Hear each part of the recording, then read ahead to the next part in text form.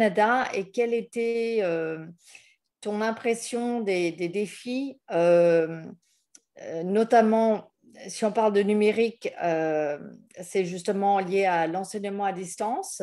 Mhm. Au Canada, qu'est-ce que tu as constaté dans ces régions peut-être plus reculées Mhm. comme défi Je peux de parler une sorte l'école? de mélange de mon expérience personnelle ou aussi en ce moment on est en train de faire une étude sur le terrain des différentes organisations qui travaillent dans ce qu'on appelle les zones rurales ou les zones un peu plus reculées ou isolées.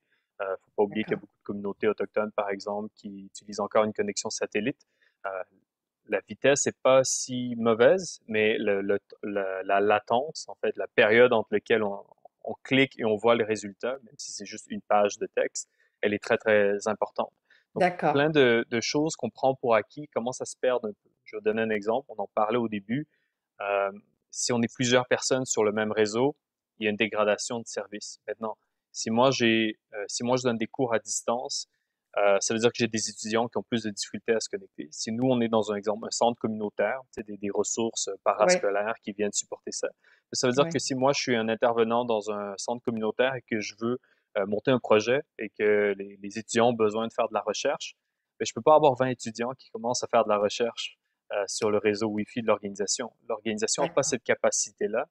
Ou D'accord. j'aimais bien, j'ai une organisation qui me disait, si on a 20 étudiants qui se connectent en même temps sur notre réseau Wi-Fi, notre personnel ne peut plus envoyer de courriel. Donc, encore là, un choix qui ne devrait pas exister. Oui. D'accord.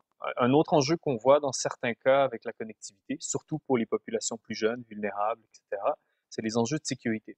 Connecter les gens, c'est bien, mais puisqu'ils sont connectés, ils peuvent aussi accéder à un paquet d'autres ressources.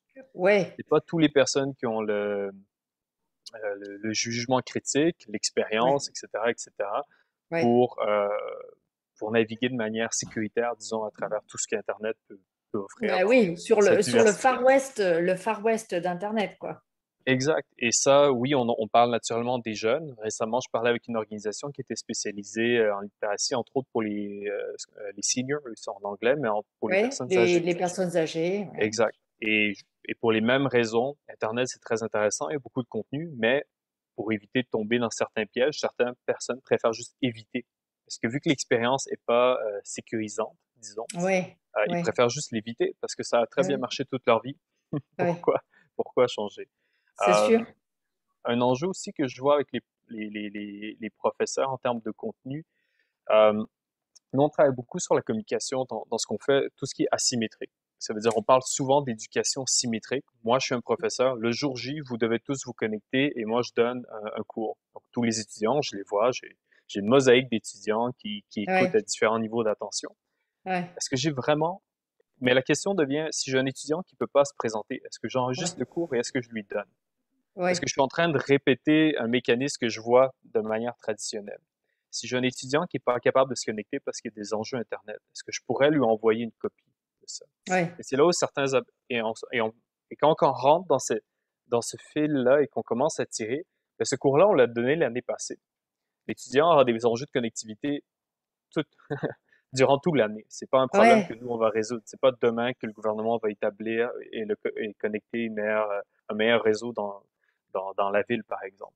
Est-ce qu'on oui. peut donner tout le contenu de l'année passée? Et si on peut le donner, ben, est-ce qu'on peut le donner dans une très bonne qualité? Exemple, une vidéo Full HD, avec du contenu, exemple, le professeur partage des vidéos, des choses comme ça, que l'étudiant puisse avoir ce contenu-là dans son intégralité, Oui. plutôt qu'une sorte d'expérience en plus faible qualité à travers un Zoom, à travers du bruit de fond, etc. Oui. Et là, on est en train très rapidement de commencer à poser des questions de est-ce que j'ai besoin en tout temps d'avoir une communication symétrique? En Ah ce oui. moment, Caroline, avec vous, j'ai une communication symétrique. On se parle en même temps. Oui. Mais est-ce que j'ai toujours besoin d'avoir cette communication-là? Les gens qui vont regarder cette vidéo-là après coup euh, se sont dit, ah ben, je Oui. retiens de l'information et j'ai pas eu besoin d'être là le jour J. Oui, bien sûr. Et là, on est en train de questionner certains rapports dans le contexte éducatif de est-ce que j'ai besoin de tout le temps être en présentiel pour faire de l'éducation? Parce que si on crée une D'accord. culture où l'éducation ne se fait qu'en présentiel, et ensuite on va avoir un paquet d'autres problèmes, où les Ah oui. gens, chaque fois qu'il n'y a plus de présentiel, je ne peux pas apprendre, il faut que quelqu'un me le montre. Eh oui. Eh oui. D'accord, ouais, ouais, c'est des enjeux absolument. Oui, ça révolutionne complètement l'idée qu'on peut se faire de l'école Mhm, et qu'on commence à voir avec en effet bah, le meilleur et le pire qu'on trouve sur Internet, où on sait que sur mhm, YouTube, on peut se. Je ne sais pas si. euh, D'ailleurs, YouTube fait partie de ce que tu mets en accès sur mhm, mhm. ta box, mais c'est vrai que sur YouTube, on trouve le meilleur et le pire, on trouve les théories les plus Exact, conspirationnistes et les meilleurs tutos pour faire je ne sais quoi. exact. Et c'est vrai on a des personnes qui sont capables de s'auto-éduquer à des choses assez Mhm, complexes, y compris en mathématiques, en sciences, avec YouTube, et d'autres qui sont capables de partir sur une tangente et on mhm. les a Et, perdus. et c'est là probablement où les intervenants, les pédagogues en ce moment, les organisations qui sont déjà sur le terrain, dans la Mm. mesure où ils ont ce contenu-là. On parlait de YouTube, par exemple, avec la box, on est en train de développer une solution justement pour que l'intervenant peut dire, ben, voici la liste des sites web. Certains là-dedans peuvent être des YouTube, certains peuvent être des sites web réguliers, etc. Ben, ça, je veux que cet appareil-là contienne une copie de tous ces sites-là. Parce que moi, quand je suis D'accord. sur le terrain, je veux pas dépendre de la bonne humeur du réseau. Eh Pensez oui, à juste quand vous allez donner une présentation devant un groupe. euh, Même aujourd'hui, les gens, ils chargent nerveusement tous les onglets qu'ils ont besoin parce que même en plein milieu de la ville, on ne peut pas faire confiance. Imaginez ouais, quand on va dans les communautés autochtones ou en région, etc. Donc l'idée, ouais, c'est de dire, ben, attends, moi, ce qui m'intéresse, c'est pas le présentiel au moment où ça se passe, c'est l'intervenant a une expertise de tout le contenu qui est intéressant. Comment ouais. monter son cours, etc. Pas besoin de créer du nouveau contenu, le contenu est là, mais quel contenu? Cette curation-là, elle Voilà. est très intéressante. Si j'ai un étudiant qui est très très bon dans un domaine, je peux Mm. charger beaucoup de contenu. On va le garder occupé. Si un étudiant qui a plus de difficultés, ben, on peut lui mettre d'autres contenus pour plus d'exercices, etc., etc. Ce qui D'accord. arrive, ce qu'on voit, et l'exemple de Khan Academy est assez mature à ce niveau-là, c'est qu'on voit un shift où les professeurs ou ceux qui donnent de la formation, les enseignants, les intervenants, plutôt que de donner des cours magistraux, commencent à Oui, utiliser des supports, on espère comme Greybox, mais ça, honnêtement, ça manque pas de contenu. On cherche juste à réduire la friction. Utilisent le contenu qui existe et oui. ensuite, ils utilisent leur temps, qui viennent de se libérer, des heures par jour comme ça, plutôt pour demander, t'as pensé quoi du contenu? Qu'est-ce que tu veux voir après? Créer cette logique de discussion, de groupe, etc. Parce Eh que si oui. moi j'ai 20 étudiants devant moi et que ce Mm. temps-là est uniquement utilisé pour que moi je répète ce cours que je répète à chaque semaine, ça veut dire qu'il reste plus vraiment de temps pour la participation. Et ce Oui, qu'on voit ah avec des ouais, modèles comme Khan Academy, c'est qu'on leur donne le contenu en ligne pour qu'ils oui, puissent le regarder à leur propre vitesse. Ça, c'est oui, très, très, très important. À leur propre vitesse.